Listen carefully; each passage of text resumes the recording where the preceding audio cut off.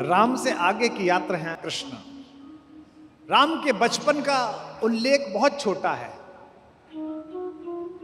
गुटवन चलत रे नुतन मंडित मुख दधि लेप किए। तुलसीदास जैसे सरस कवि भी भगवान के बचपन को देखने के लिए तरस गए हैं। मंगल भवन अमंगल हारी द्रबहु सु दशरथ अजर विहार। दशरथ के अजर में, दशरथ के आंगन में विहार करने वाले राम को नमस्कार है।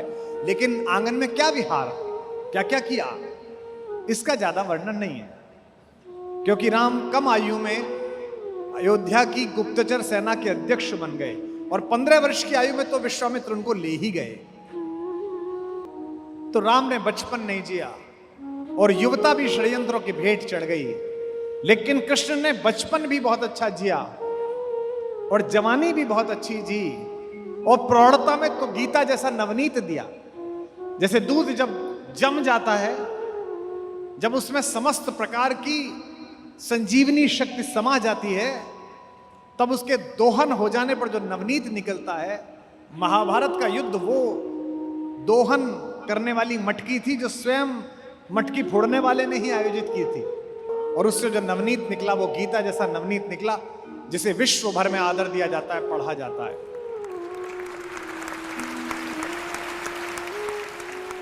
राम के जीवन में अर्थ है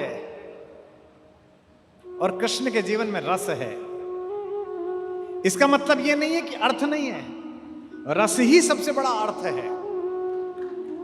नृत्य करते समय कई बार नर्तक जब स्थिति को भूल जाए कि वो कहां नाच रहा है, कलाकार जब पेंटिंग बनाता हुआ ये भूल जाए कि कितनी देर से उसने पानी नहीं पिया है, गायक सुर लगाता हुआ जब ये भूल जाए कि वो चौराहे पर है कि एकांत में है, तो उस अनहद सीमा को रस कहा जाता है।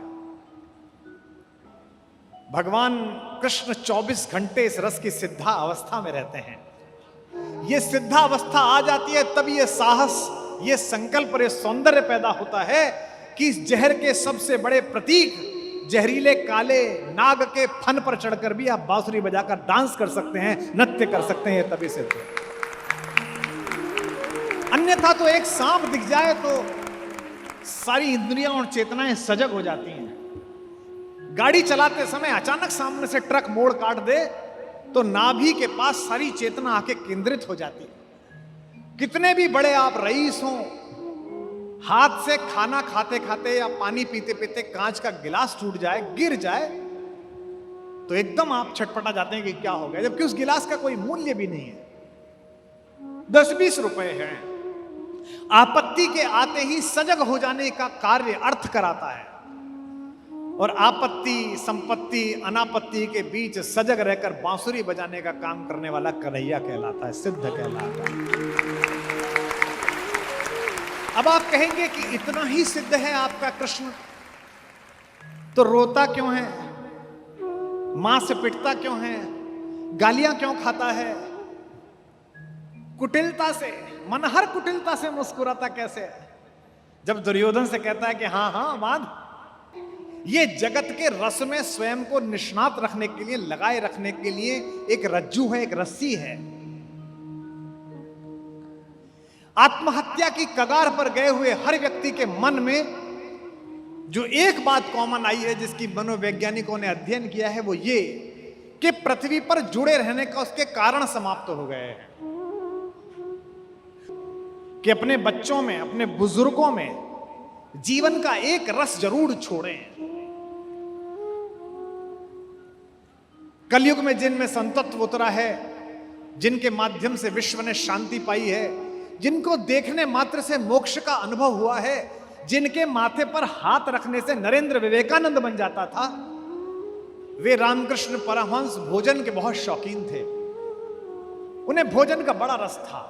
ये चटनी में नमक कम है, इसमें थोड़ा जीरा और डालती। मां उनकी पत्नी जो थी वे भी बड़ी विदुषी थी। कलकत्ते के काली मंदिर के मुख्य पुजारी थे रामकृष्ण परमहंस, आप जानते हैं, और काली से बात करते थे, संवाद करते थे, सब जानते हैं। लेकिन खाना खाते समय बहुत टीका टिप्पणी करते थे। इसमें तुमने घी कम डाला, अगली बार से बनाओ तो इसे पहले थोड़ी देर सेकना। एक दिन गुस्से में उनकी पत्नी ने कहा, इतने बड़े विद्वान हो, दुनिया भर के लोग तुमसे प्रवचन सुनने आते हैं, नरेंद्र जैसे बच्चे तुम्हारा आशीर्वाद लेके विवेकानंद बन गए, और तुम ये 24 घंटे ये इस शौक में लगे रहते हो कि इसमें स्वाद था और ये बनाओ। तो उनका मुख थोड़ा म्लान हो गया। रात्रि में शयन के समय उन्होंने अपनी पत्नी और मां से कहा, जो हमारी मां है, उन्होंने कहा कि तू जानती है, इस पृथ्वी में बने रहने का मेरा एकमात्र रस भोजन है, और मैं तुझे एक बात बता रहा हूं, जिस दिन मुझे भोजन में रस आना बंद हो जाए, उसके एक हफ्ते बाद मैं पृथ्वी छोड़ दूंगा। और ऐसा ही हुआ। एक दिन उन्होंने खाना खाया, उनके बाद मां ने खाना खाया। मां ने कहा, आप अजीब आदमी हैं, इस सब्जी में मैं नमक डालना भूल गई, आपने बताया ही नहीं। उन्होंने कहा, मुझे तो पता ही नहीं चला। मां ने तुरंत तार भेज के नरेंद्र को बुलवाया कि तुम्हारे गुरुदेव के समय पृथ्वी पर कम रह गया है। और छठे दिन बाद रामकृष्ण परमहंस ने स्वामी विवेकानंद की गोद में शरीर छोड़ दिया, प्राण छोड़ दिया। जीवन का रस बनाए रखने के लिए एक रज्जू डालनी जरूरी है। राम से ही यात्रा कल से चल रही है। राम के दुख ने विश्व को बांधा है। राम के कष्ट ने दुनिया को एक साथ बांध दिया है। वनवास के लिए निकला है वो सुदर्शन युवक, तो पूरा विश्व रोया है। तापस वेश विशेष उदासी, 14 बरस राम वनवासी। हमारे उत्तर प्रदेश में गांव में गीत गाया जाता है, कौन नरेशवा के देशवा उजरी गए लिए। ये कौन सा राजा है जिसने अपना घर बर्बाद करके इतने प्यारे बच्चों को जंगल भेज दिया है। महिलाएं बात कर रही हैं। अब पंक्ति आती है कृष्ण पर और राम पर, राम के दुख ने विश्व को बांधा है और कन्हैया के आनंद ने विश्व को बांधा है। यह अंतर है, क्योंकि अंतिम यात्रा तो आनंद की ही है। कल भी मैंने बताया था, भगवान का नाम क्या है? भगवान का नाम है सच्चिदानंद।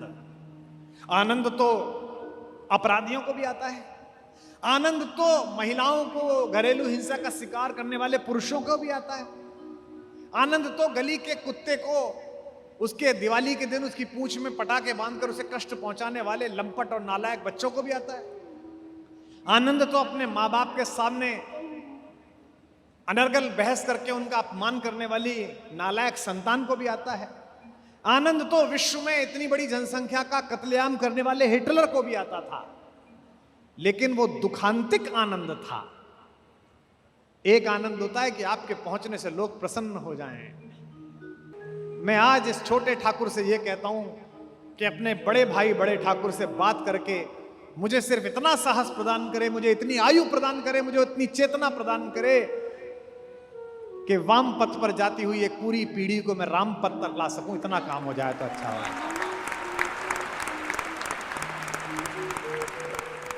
यह जो सच्चिदानंद है, ये जो सत्य के कारण आनंद है, इस हॉल में बैठे हुए लोगों, आज रात को जाकर सोचना, तुम अच्छा जी रहे हो या बुरा जी रहे हो, इसकी एक पहचान है। क्या तुम्हारे होने से आसपास सुंदरता पैदा होती है या भय पैदा होता है? अगर तुम्हारे होने से तुम्हारे घर में, तुम्हारे परिवार में, तुम्हारे व्यापार में, तुम्हारे शहर में भय पैदा होता है, दुख पैदा होता है, तो तुम निरर्थक जी रहे हो। और अगर तुम्हारे पहुंचने मात्र से गली के लोग, मोहल्ले के लोग, श्याम समिति के लोग प्रसन्न हो जाते हैं, तो सोचो कि तुम आनंद के साथ जी रहे हो, सच्चिदानंद के साथ जी रहे हो। और कोई ईश्वर की संभावना नहीं है, संकल्पना नहीं है, केवल यही संकल्पना है। आपके होने मात्र से जगती में प्रसन्नता का व्यवहार होना चाहिए। आप कुछ लोगों को देखिए, उनका चेहरा कितना प्रसन्नता से भरा हुआ होता है। आपको वो एयरपोर्ट पे मिलते हैं, आपको वो ट्रेन में मिलते हैं, आपको गली में मिलते हैं, वो कितने प्रसन्न मिलते हैं। ऐसा लगता है कि परमात्मा ने आज इनको कोई बड़ी उपलब्धि दिला दी है, जबकि ऐसा कुछ हुआ नहीं है। और कुछ लोगों को देखिए, उनका चेहरा ही ऐसा है कि वो पुण्यतिथि के दिन पैदा हुए हैं, वो कष्ट में ही रहते हैं। तो यह जो आनंद में रहने की सतत प्रक्रिया है, यह आपके अंदर का कृष्ण तत्व है। संकल्प इस परिसर में लेके जाइए कि आज के बाद आपके होने के कारण आपका समाज, आपका जिला, आपका शहर दुख नहीं, केवल और केवल आनंद अनुभव करेगा। तब आनंद है। क्योंकि आपका जो दुख है, आप मुझसे कहेंगे जी मुझे तो खुद ही बहुत दुख है, मेरे तो व्यापार में घाटा हो गया, मेरा तो प्रमोशन नहीं हुआ, मेरे तो पैर में चोट लग गई, आप बहुत सारी बातें करेंगे। लेकिन नहीं, जितना दुख तुम्हें है, सामने वाले का उसका 1/10 दुख कम करके देखो, तुम्हारा 2 गुना सुख उत्पन्न होगा। बहुत सारे लोग केवल कांटे बिछाने के काम में लगे रहते हैं, उन्हें सुख का पता ही नहीं है कि कांटा निकालने का क्या सुख है। जो लोग समाज में काम करते हैं, जिस समिति ने एक कार्यक्रम कराया है, इस समिति ने कांटा निकालने का काम किया है। रसखान जैसा पठान, सैयद इब्राहिम पठान रसखान, वो कहता है कि शासन छोड़ो, मैं त्रैलोक्य कुर्बान कर सकता हूं। किस चीज पर? ब्रज में जो करील के कुंज हैं, जिनके नीचे से कभी कन्हैया निकले हैं, अगर ये देखने को मिल जाए तो मैं कल्प वृक्षों का बाग कुर्बान कर सकता हूं। और वो जो लकड़ी है जिसको लेकर वो अपनी गाय चराने निकले हैं, वो जो उन्होंने अपने कमर में कमरिया बांध रखी है, उसके ऊपर मैं तीनों लोकों का राज्य न्यौछावर कर सकता हूं। अगर भगवान मुझे कहें कि रसखान सुन, तुझे 8 सिद्धि और 9 निधि प्रदान करता हूं, और दूसरी तरफ एक काम यह है कि जहां कन्हैया गाय चराते थे वहीं तुझे गाय चराने का काम देता हूं, तो रसखान कहता है कि मैं लपक कर गाय चराने का काम ले लूंगा, 8 निधि छोड़ दूंगा, 9 निधि छोड़ दूंगा। तात्पर्य यह है कि जड़ चेतन को रस से भरने वाला वह कृष्ण सही मायनों में रस की खान है। रसखान का वही प्रिय हो सकता है कवि का, जो पूरी दुनिया से असंपृक्त, जिस पर काम भी असर नहीं करता, उस शंकर को भी रास में जो आमंत्रित करके नचा दे, उसका नाम कन्हैया है, उसका नाम है।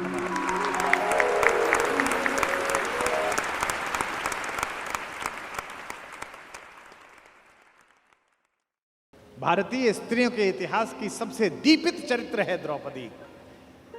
इस देश को इस समय अबलाओं की आवश्यकता नहीं है। अपने केशों पर अगर कोई निर्लज्ज हाथ डाल दे तो उसकी छाती फाड़ देने का साहस पैदा करने वाली द्रौपदियों की आवश्यकता है।